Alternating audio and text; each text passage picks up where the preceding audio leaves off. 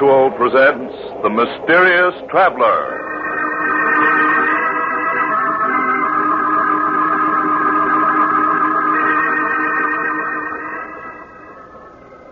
This is The Mysterious Traveler, inviting you to join me on another journey into the realm of the strange and the terrifying. I hope you will enjoy the trip, that it will thrill you a little and chill you a little. So settle back and get a good grip on your nerves, if you can. Where are we going? Well, let us say for the moment we're taking a little trip into time and a story I call New Year's Nightmare.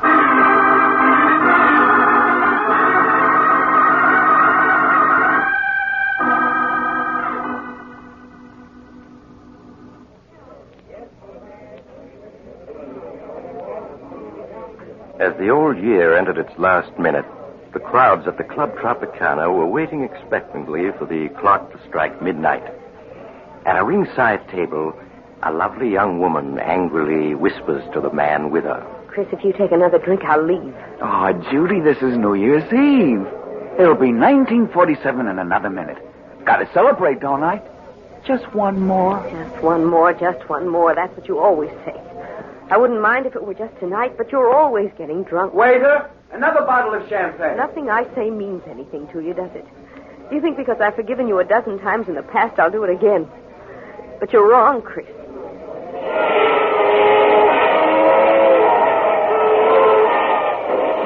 Happy New Year, darling. 1947 is going to be our year. No, Chris, it isn't. I won't marry a man who gets drunk in New York and wakes up the next day in another city. Oh, Judy, what are you saying? You don't mean that. You know I love you. Yes, Chris, you love me. But not enough to give up drinking. I'll miss you, Chris. Miss you terribly. But I know I'm doing the right thing. Judy, don't talk like that. I couldn't live without you. You know that. Won't you? I'm sorry, Chris. Here's your ring. Will you please take me home? You don't have to leave.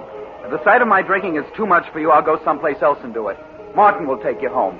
Happy New Year and goodbye.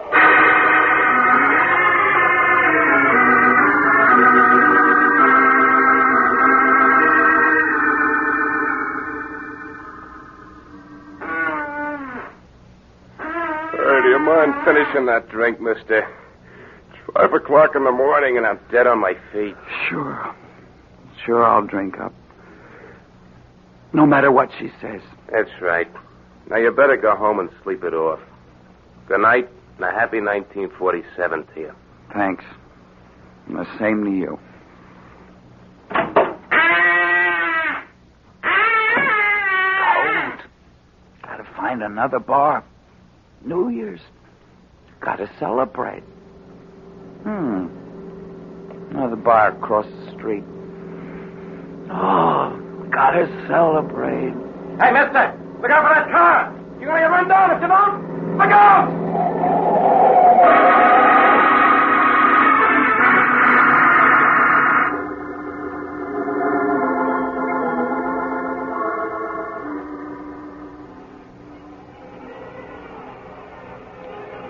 Oh, my head. Oh, it feels so funny. What's that noise? Those horns. Well, darling, it's midnight. New Year's. Oh, my head, it's throbbing so. Where am I? How did I get here? Why, darling, you live here. Live here? What are you talking about? Charles, I'd better call Dr. Smith. You look so strange. Hello? Connect me with Dr. Smith's apartment, please. Never seen this place before. Hello, Doctor? This is Blanche Arnold. Yes, it's Charles. He isn't well. Could you come to our apartment at once? Oh, thank you. Goodbye. What do you mean, I live here? Who are you? Where am I? I'm your wife, Charles. This is our home, don't you remember? You're my wife. You can't be. I'm not married. What am I doing here? What's your game? Charles, can't you remember anything about us? What are you talking about? I never saw you before. And why do you keep calling me Charles? My name is Chris. Chris Andrews. Chris Andrews. So that's what the initials CA stood for. Oh, that noise out there. What are they making such a racket for? Because it's midnight, New Year's Eve. Midnight? New Year's Eve? But it was midnight hours ago when I left the club Tropicana. What are you talking about? Oh, that must be Dr. Smith. I'll answer it. Dr. Smith? I don't know any Dr. Smith. Oh, come in, Doctor. I'm so glad you're here. I think it's the amnesia. It seems to have left him all of a sudden. Charles? It's Dr. Smith. I don't know him, and I don't know you. And please stop calling me Charles. I told you my name is Chris Andrews. Mm-hmm.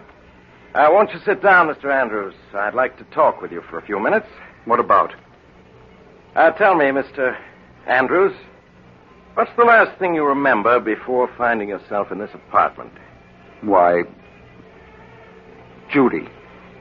She and I were at the club Tropicana, celebrating New Year's Eve. I see. I remember we quarreled about my drinking. I walked out on her and had a few drinks someplace else. Mm-hmm. That's all I can recall. Oh, my head. I've had hangovers, but I've never felt like this before. What time is it? It's just 4 minutes after 12.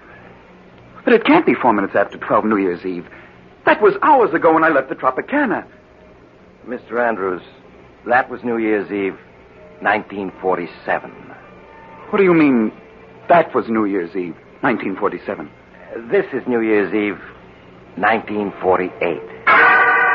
1948? What are you talking about? It's 1947. Well, here's the morning paper. You can see the date for yourself. Thursday, January 1st, 1948. No, it can't be. It can't be. A year gone? Just like that? Well, where did it go? I haven't lived it yet. Perhaps you'd better let me clear up a few things for you. 1948. My name is Smith. I was a resident physician until recently at the Park Hospital. While I was on duty last New Year's Day, 1947, you were brought into the hospital seriously injured, having been run over by a car. When you recovered consciousness 5 days later, you didn't know who you were. You were a victim of amnesia. Amnesia? Yes, and we didn't know who you were as you had no identification papers. But my wallet, letters... They were gone. The only clue to your identity was a belt buckle with the initials CA on it. We didn't know your real name, so I called you Charles, for the C. Blanche was your nurse. I've always liked the name Charles. And as for your last name, we thought Arnold was as good as any, so you became Charles Arnold. But what have I been doing since the day I recovered consciousness? Well, you weren't discharged from the hospital until May. Then you went to work as an insurance clerk. As an insurance clerk? But I don't know anything about being a clerk. I'm a reporter. Well, there was no way of learning what your occupation had been. So when Blanche learned of this opening in an insurance office, you applied for the position. And that's where I've been working up to now? Yes. And then after you got your job, we were married. Married? Charles. Chris. Don't you remember? I'm afraid, Blanche, you really can't. Married. But Judy... Oh, it's like a dream. My head keeps throbbing. I keep expecting to wake up. There's that date in the paper. January 1st, 1948. Doctor, you said he might never get over his amnesia. Well, that was a strong possibility, but apparently the sounds of New Year's brought back his memory. A year gone just like that. Judy. My friends. Job. All gone. Doctor, where am I? What's the address of this apartment house? You're at 5718 North 13th Street, Philadelphia. Philadelphia? But how did I get to Philadelphia? That we don't know. All that I can tell you is that your accident occurred just a few blocks from here. Darling, I know what a shock it must be. Strange. You must have called me darling many times in the past. And yet this is the first time I've ever heard you call me that. Yes. I know. What did you say your name was?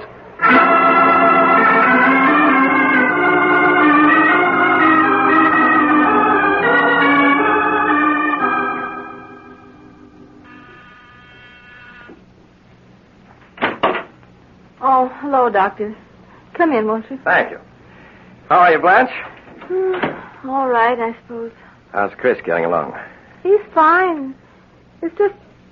Why, Blanche, what's this? I've never seen you cry. Here. No, it's just that everything's so changed. Those 6 months Chris and I were married before he regained his memory were the happiest of my life. And now? This past month since he got his memory back, it's been as though I were married to a stranger. It isn't as though he doesn't try to be nice to me, but it's also obvious he doesn't love me. Now, Blanche, you mustn't say that. It's true, I tell you. How can a man love a woman those first 6 months as he loved me and then fall out of love with her when he's regained his memory? You must have patience, Blanche. It will take time for Chris to adjust himself to what's happened. He fell in love with you as Charles Arnold, and I'm sure he will as Chris Andrews. You just must give him time. Chris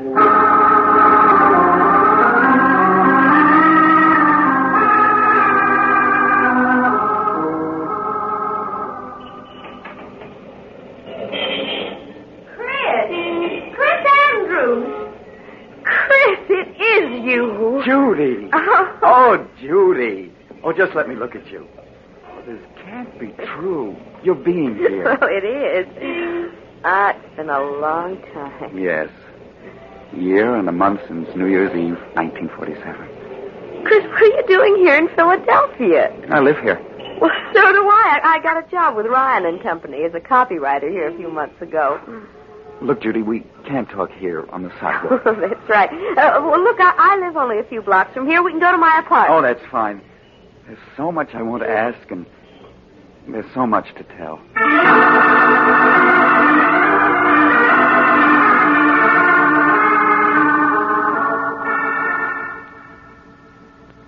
Here, let me have your hat and coat. Thank you. Would you like something to drink? No, I don't drink anymore. Oh? Chris, you have changed. You look so much older. Well, you don't. You're as lovely as that night I saw you last. Thank you, Chris. Judy, you'll have to let me explain what happened after I left you that night at the Tropicana. If you find it difficult to believe, I won't blame you. It still seems like a nightmare to me. That night, after I left you...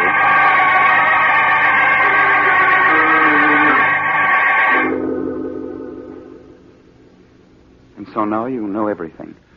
From the moment I last saw you to this one. Oh, no wonder you look different after having gone through an experience like that.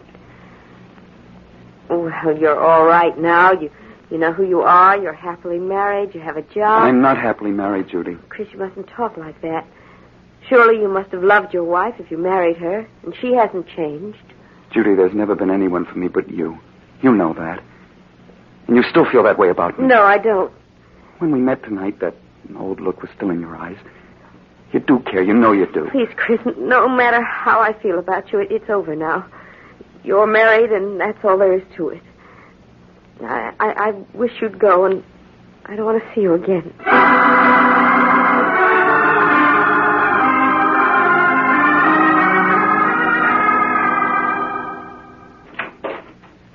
Chris, where have you been? I expected you home from work hours ago. I met a friend. Oh. Oh, you look so tired. Do you feel well? Blanche, this past month I tried my best to be a good husband, haven't I? Well, you have been, darling. No, there's something missing, and you know it. Oh, it isn't your fault, it's mine. And as a result, we're both unhappy. You mustn't say that, Chris. I feel that in time, things will be as they were when we were first married. When you were Charles Arnold. No, but they won't be, Blanche. It's no use, I tell you. Chris, who is the friend you met tonight? The girl I was once engaged to. I see. Blanche, you've got to give me a divorce. No, Chris. I'll never do that. But why? You know I don't love you. What's the sense in going on like this? Chris, when you were Charles Arnold, you did love me, and we were happy together. I had your love once, and I mean to win it back. I won't give you a divorce.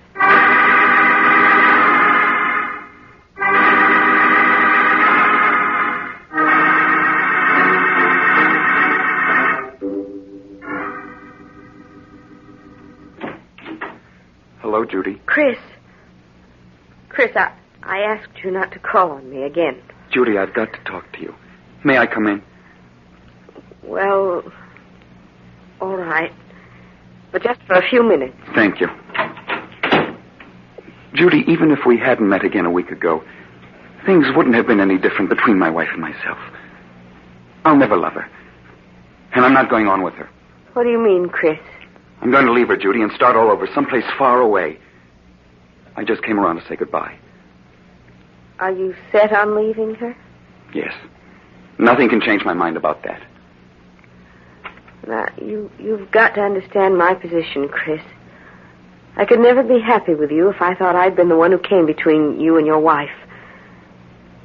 But if you are going to leave her, I would like to see you again when you're free. Would you, Judy? Yes. But I don't want to see you until she's given you a divorce. Divorce? Judy, I am going to be free. Nothing's going to prevent it. Nothing.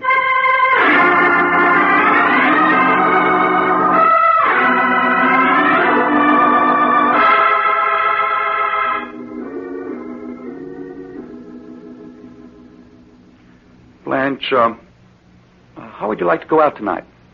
Go out? Yeah, we might take in a show or go dancing. Didn't I ever take you out when I was Charles Arnold? Oh, why, yes. We used to have wonderful evenings together then. Well, why not now? Unless you don't want to. Oh, Chris, there's nothing in the world I'd rather do. Hey, why the tears?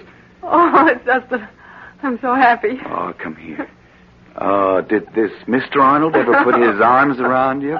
Like this? Oh, yes, often. Oh, Chris, stop squeezing me so tight. Chris! Sorry, darling. Oh, you almost squeezed me to death. That's so you remember that I'm your husband and not Mr. Arnold. And Blanche. Oh, yes, Chris. I'm taking a week's vacation soon. What do you say if we go up to the Adirondack Mountains for a week of winter sports? Oh, Chris, I'd love to. Well, it'll be like a second honeymoon.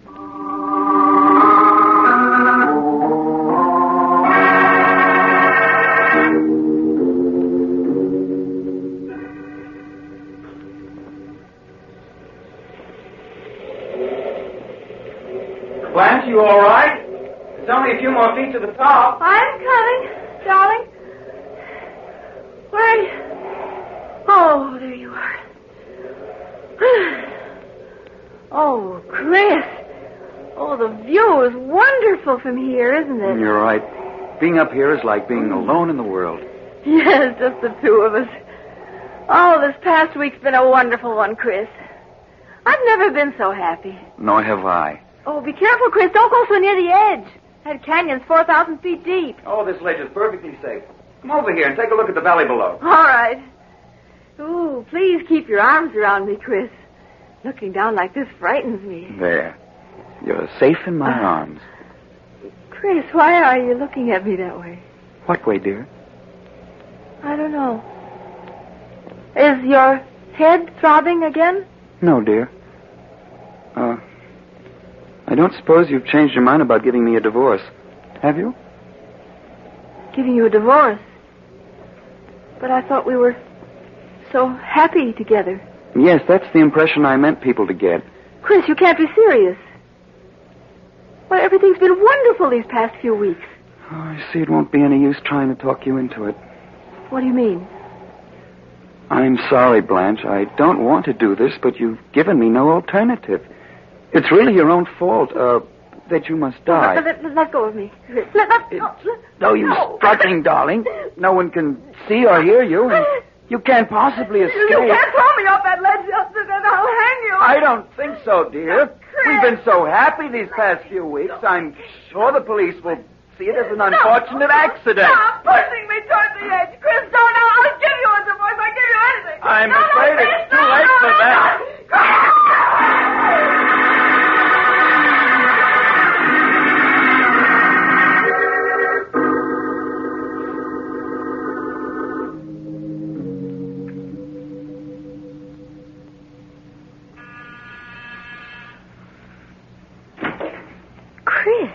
Good evening, Judy.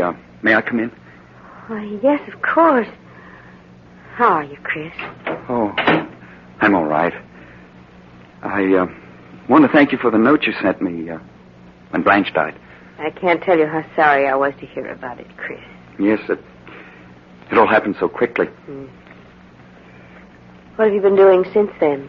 Oh, just working. Trying to straighten myself out. Yes. Judy, perhaps I shouldn't talk about it now, seeing that Blanche has only been gone a month, but I've been thinking of leaving town. Will you come with me?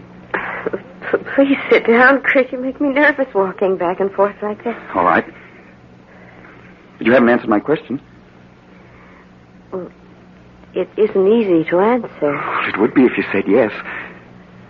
I see in your eyes you mean no. Why? Chris, I've met someone else recently. Someone else? But you said if I were free, you'd marry me. I didn't say I'd marry you. I said if you were free, I'd like to see you again. But now I'm not even sure of that. You're so different from what you used to be. Stop being clever.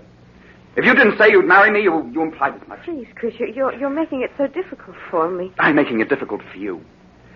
And I suppose what I've been through doesn't count. I risked my life to get you. Risked your life? Chris, what are you saying? Are you such a fool as to believe that Blanche fell off that mountain? Chris, you didn't. Yes.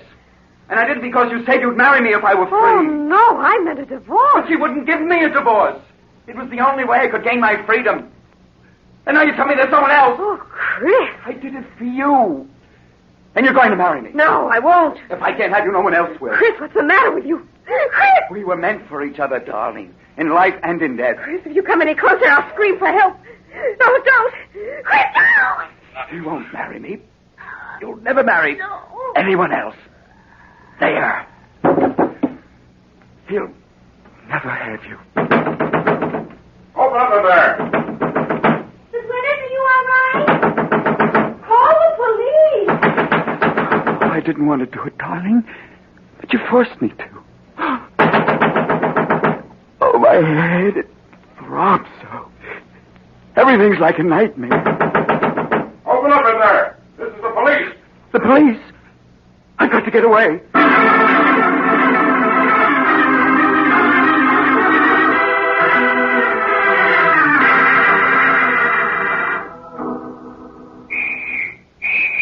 Oh, they're closing in on me. There's no escape from this room. Let's work our way down from this end of the road to the other. They'll never take me alive. Never. I've got 5 bullets. 4 for them and the last for myself. Hey, easy now, Joe. You maybe had me behind one of those chimneys. Oh, my head. It keeps throbbing so. If I could only think. Oh, this can't be real. It's like a horrible dream.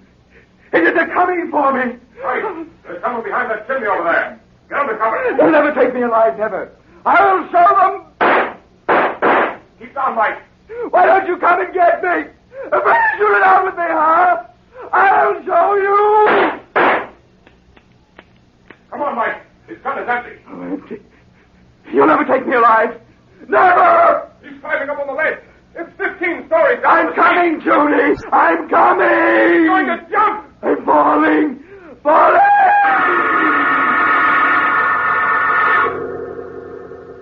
You'll never take me. Never. I'm falling. Falling. Doctor, the patient's recovering consciousness. Yes, you're right. He's opening his eyes. Oh, my head. It throbs so. Where am I? Oh, it was a dream. Not real. Oh, thank heaven. Now, you must be quiet. You've been in a serious accident. Accident? Yes. You were hit by an automobile New Year's morning. Would you mind telling me your name? There weren't any identification papers in your clothing, and we'd like to inform your relatives of what's happened. My name?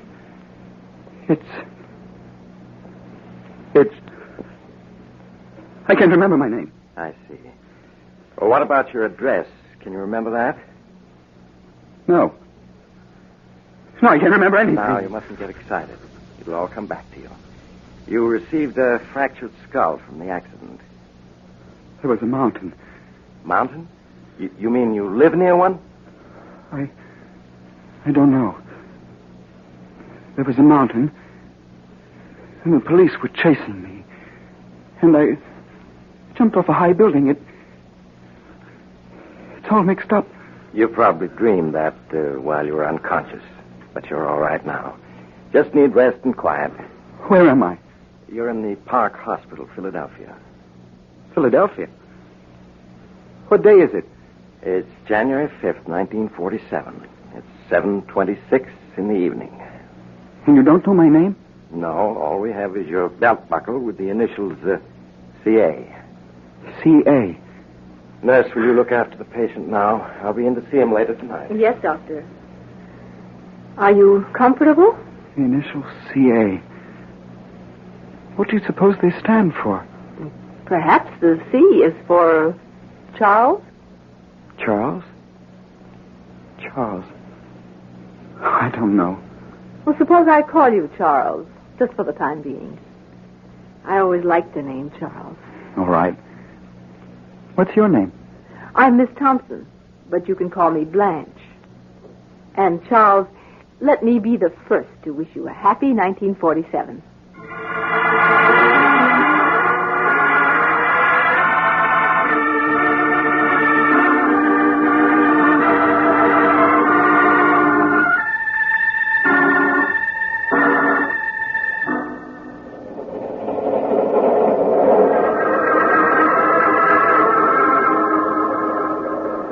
This is the mysterious traveler again. Have you enjoyed our little trip? Oh, by the way, I want to wish you all a very happy New Year. And I do hope you'll be careful about making new acquaintances. And perhaps you'd better keep an eye on the old ones, too. For after all, who can foretell the future? Not even Chris Andrews, or should I say Charles Arnold, knows what's in store for him. But we do, don't we? And speaking of the future, Oh, you're getting off here. I'm sorry. But I'm sure we'll meet again. I take this same train every week at this same time.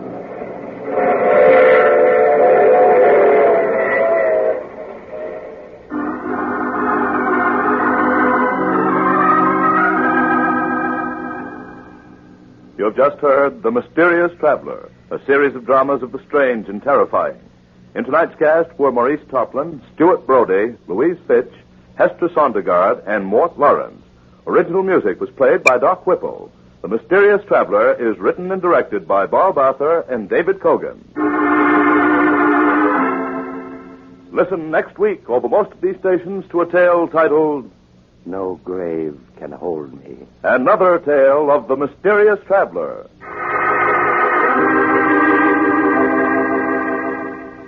The Mysterious Traveler has been presented from our New York studios. Carl Caruso speaking. This is the Mutual Broadcasting System.